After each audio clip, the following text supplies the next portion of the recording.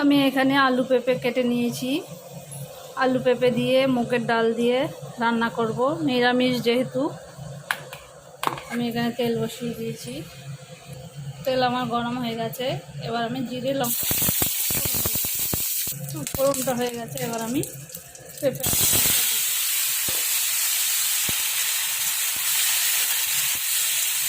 আলুটা, এবার আমি মুগের ডালটা দিয়ে দেবো।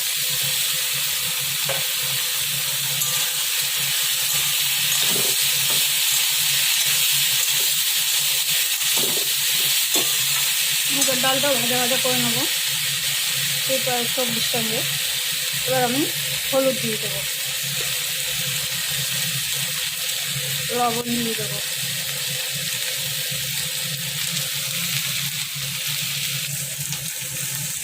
চিনি দিয়ে দেবো।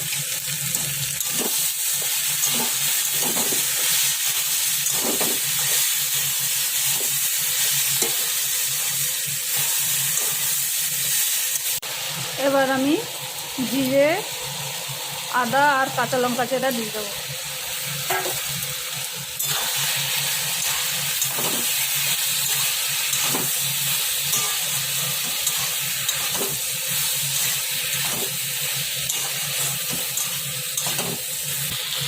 এবার আমি জল দিয়ে দেবো,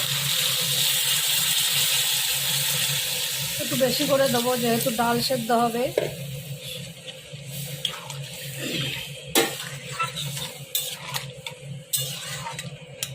এবার আমি ঢেকে দেবো, এটা সেদ্ধ হতে থাক। এই যে আমার রান্নাটা হয়ে গেছে পেঁপে। এবার আমি ধনেপাতা দিয়ে দেবো নামানোর আগে।